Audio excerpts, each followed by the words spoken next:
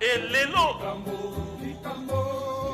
tozali komona maye mazali koleka na kati na mokili tozali kotala yango na miso ya bonzambe tozali kososola tozali koyoka pe yango na matoi ya bonzambe tozali kososola batata bamama engai na yo etake nganga nzambe esengeli na biso toteya mateya na biso ekoki se bobele kozala solo ata pasi ezali na liboso ata kochola ezali na liboso ata liwa ezali na liboso mateya na biso esengeli se bobele kozala solo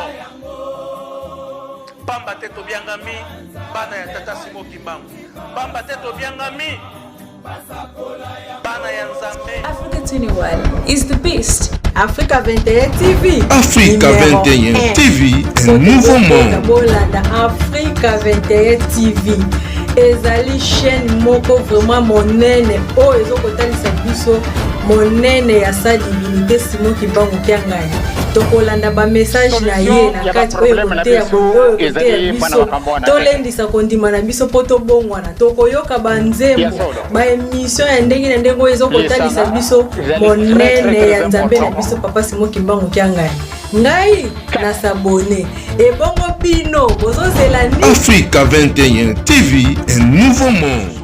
Et puis topesi mbote na biso na papa Jospel Luanga tozali komona musala ozali kosala papa Jospel Luanga biso bana ya bilembo nde tokoki kososola mayo ozali kosala tozali koapuye yo na mabondeli okende liboso parce que lembo ozali na yango ngai nazali na yango te bato ebele tozali na yango te tosengise bobele na yo koba na musala kitoko ozali kosala nzambe akotika yo te tata Simon Kimbangu kode ezali se bobele moko tambola na solo salela nzambe na solo tosa mibeko bolingo mibeko pe misala mungu na kokuka yo te sala musala na yo na ndenge tata Simon Kimbangu azali kopesa yo.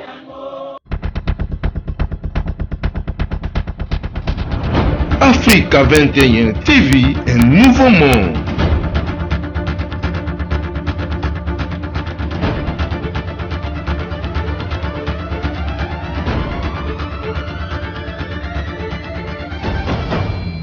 Solution ya ba problème na biso ezali bana bakambo wana te